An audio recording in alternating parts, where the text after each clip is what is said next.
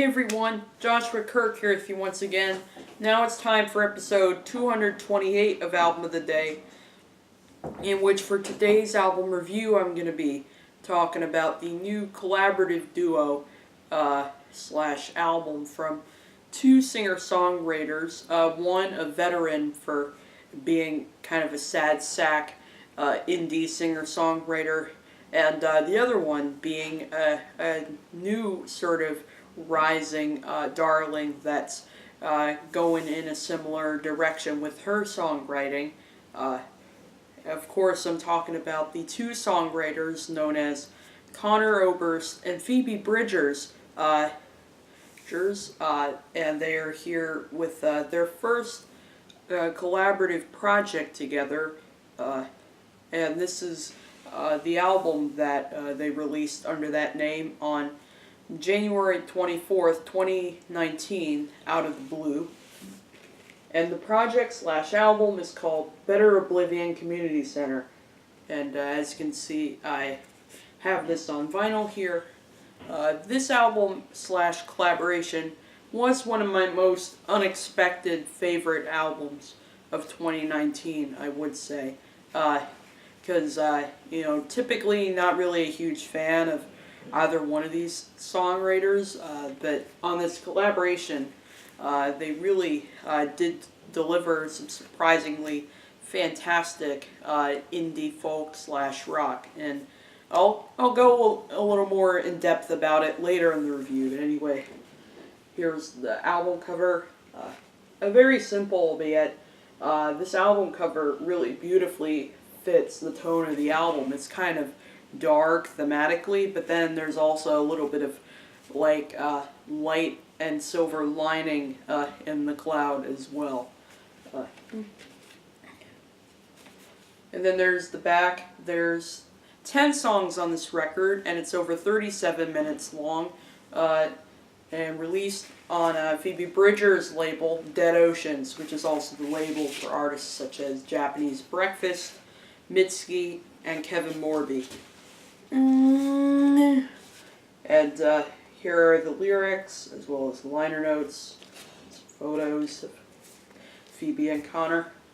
This is co-produced between Oberst and Bridgers, along with Andy Lamaster, who has been a longtime collaborator in Conor Oberst's former band Bright Eyes. And here's side A. And then there's side B. No special vinyl color or anything like that.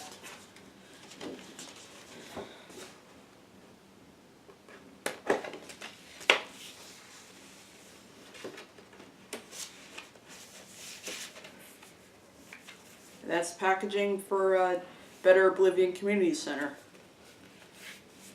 And I recently listened to this on vinyl for the first time. It does sound really good on LP, I must say. So, if you've been watching my channel for the last few years or so, you may have seen I've reviewed a couple of Conor Oberst's projects in the past, which I used to be a pretty big fan of his work, like his songwriting and his voice and all of that. But then I kind of, about a year ago, sort of found myself not wanting to listen to his music anymore, finding that his music was maybe a little too melancholy for my taste, though I still think he has a few decent songs, and I think he has a really good voice and all that. Phoebe Bridgers, she is one artist that initially I tried to get into because I heard so many people hyping her up, but I never really got around the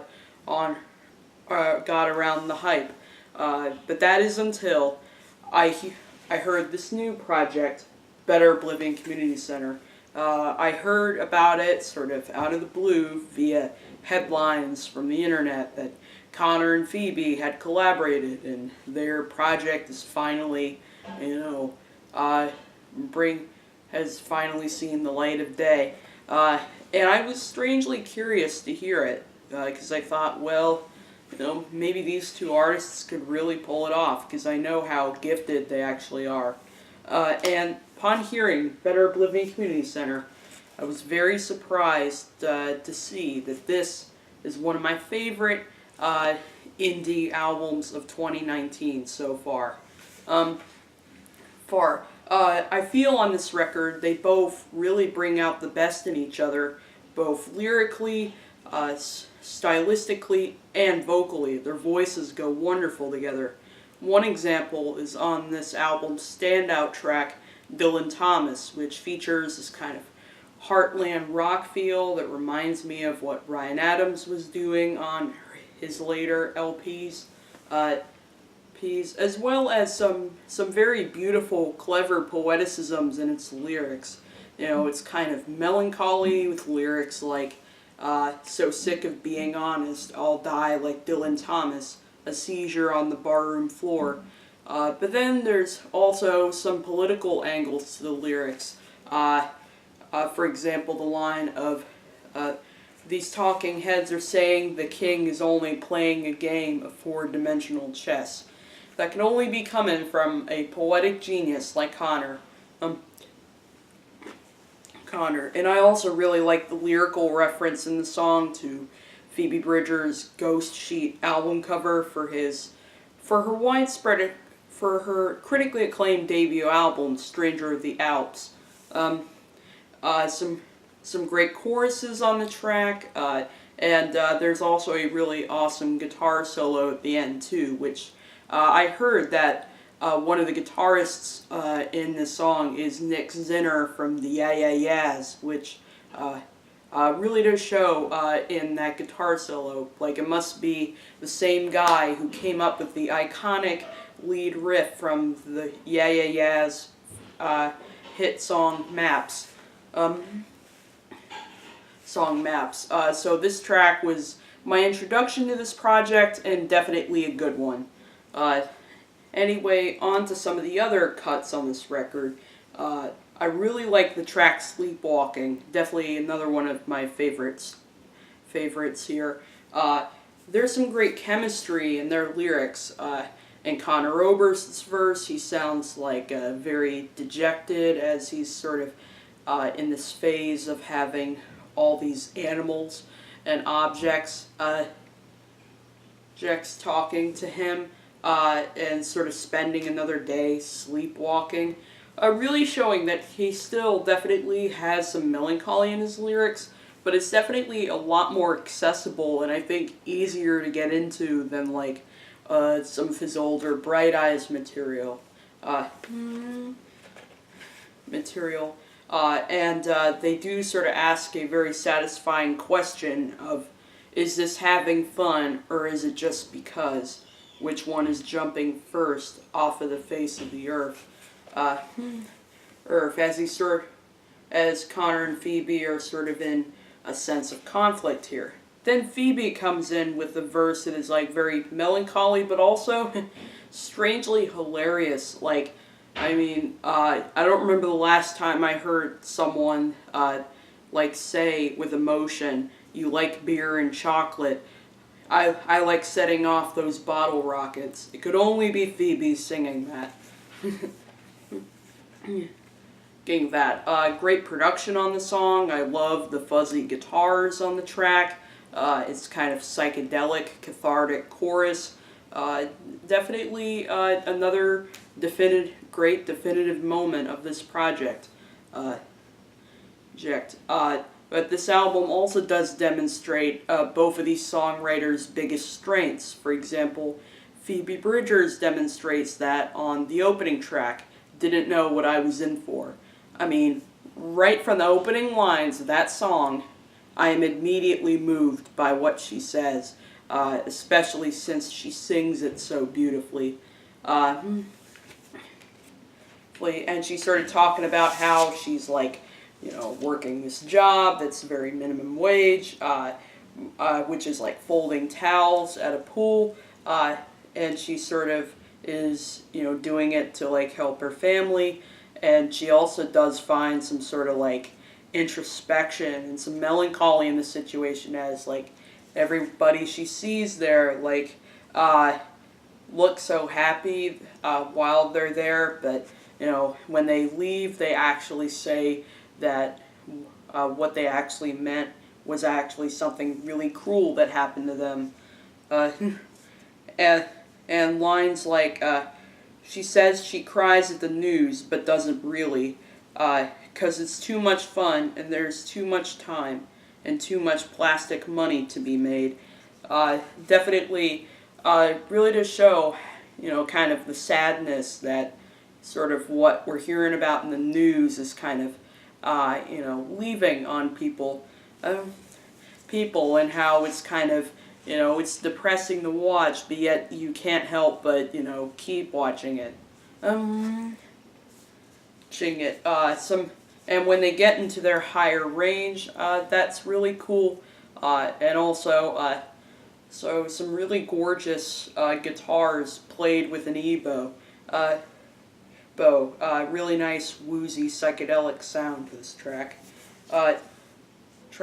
Meanwhile, Phoebe also demonstrates her skills and her improvement in them in the song Chesapeake, where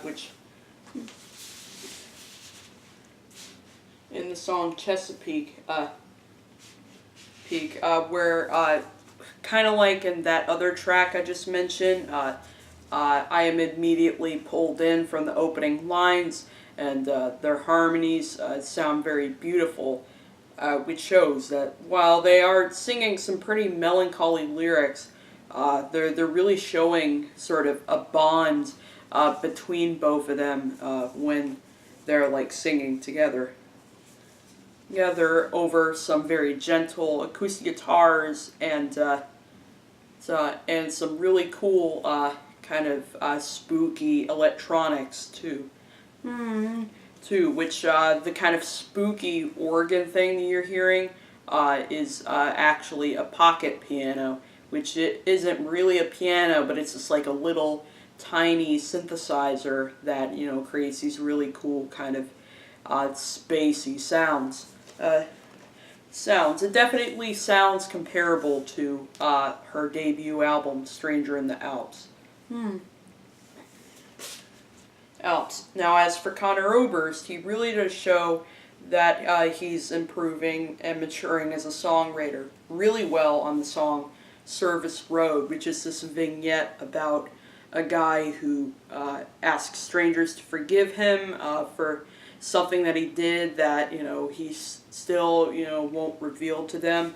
But then he's also going on to say that he always had a sense of humor and still joking till the bitter end. But then also saying that all those threats he made can't walk them back. And he definitely says in a very commanding and engaging way, say what you mean and say it now. Don't state your name, that doesn't count, while Phoebe delivers some lovely "Who are you?" Over that. Really showing some great chemistry in their voices. Showing one that's a little more on the tense, monotone side, and then another one that is just like very beautiful. Another example of this sort of capacity is on the song Forest Lawn. While I wouldn't necessarily say it's the best song on the record, I would say I do really like how you really feel that this song and much of the other songs on the record are being recorded in a very zen, relaxed environment with the very nice and organic finger-picked guitars, some really neat percussion sounds on there. And probably my favorite part of this song is that chorus when both of their voices mix together.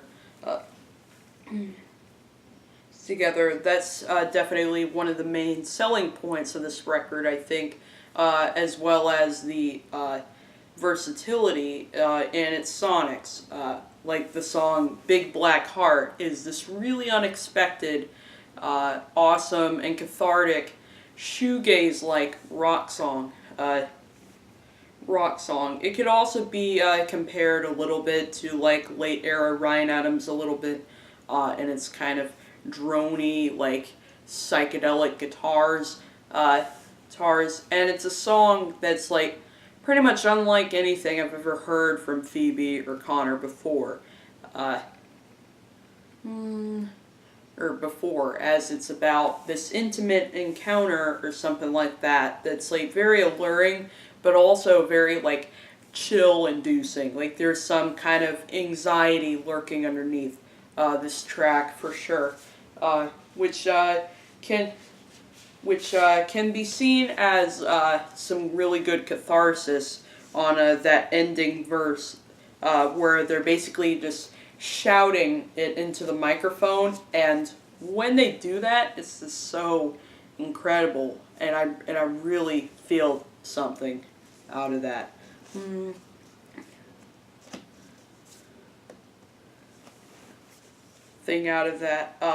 And some of the anxiety lurking underneath in its lyrics is definitely shown very nicely in is shown very nicely in lines like, I'd ask you to cross, but you'd never do it. But then again, you stopped in the middle of the street just to kiss me, and I thought you'd stop the world. It definitely sounds very... it definitely sounds like sort of an awakening for the narrator, and it definitely is enough to leave an impact. Another example of stylistic versatility on this record is on the song Exception to the Rule, which features some electronic instrumentation comparable to that of Bright Eyes' other 2005 album, not I'm Wide Awake It's Morning, but Digital Ash and a Digital Urn, which was very much the opposite of what Wide Awake delivered. However, I will say that this is my least favorite track on the record. I mean, I really like the woozy production on this song, but it just isn't really as strong lyrically, and also like the chorus wasn't that good either. It definitely is, definitely pretty weak in comparison to the very strong and impactful thematics of this record. But there are a couple more tracks that I definitely want to highlight as really good, like the song My City, one of the catchiest guitar riffs on that entire record, and another example of Conor really showing his sense of melancholy, but also showing that he's got a real bigger sense of accessibility now. I feel one of the issues that I kind of have with some of his other music is that sometimes it's a little too melancholy, and then other times it's a little too accessible and upbeat. But here it seems like he's found the perfect balance of both of those two, where he's, not totally sad, not totally happy, just like somewhere in between those lines. And there's no way I could forget the line of all this freedom just freaks me out. Freaks me out. And the closing track, Dominoes, which is actually written by Taylor Hollingsworth, who was in Conor Oberst's other band, the Mystic Valley Band, as a guitarist and vocalist. Also, I would say, ends the album on the best note. It definitely sounds like, even though Taylor Hollingsworth wrote it and not Oberst or Bridgers, it sounds very much tailor-made for both of these artists to sing. It could sound as though they actually wrote it. And I really like some of the samples that are used on this track of a voice that's speaking code, along with talking to strangers on a foreign phone. And probably my favorite was that little bit of bird warbling that was incorporated into the bridge of "Can't find a voice with the singing birds." Birds, and I really do feel, very emotional as he's saying stuff like "scrape my eye when I touch the sky and lose a little vision for the man," and also saying, and also in lines like "I'm carpooling the kingdom come into the wild purgatory, experiencing a magic rainbow. All you got to do is follow."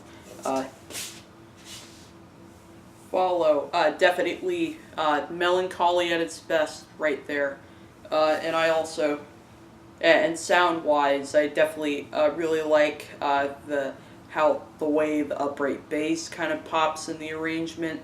And Nick Zinner also delivers some really cool fuzzy guitar to this track too.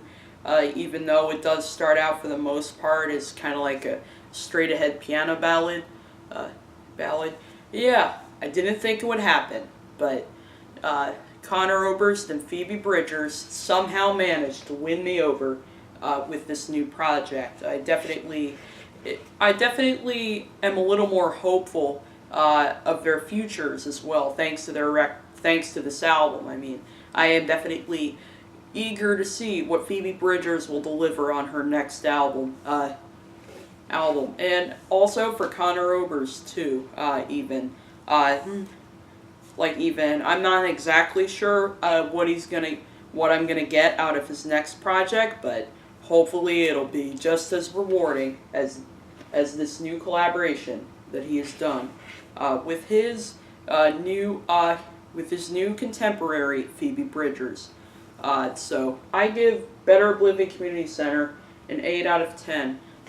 This is a record that, of course, I think if you really like both of these artists' music, you might really like this. I will say, even if you're one of those types like me who doesn't typically enjoy their music, I think even those people can really find some good out of this album. So that's my review of Better Oblivion Community Center, the new project and supergroup between Conor Oberst and Phoebe Bridgers, and I'll see you for episode 229.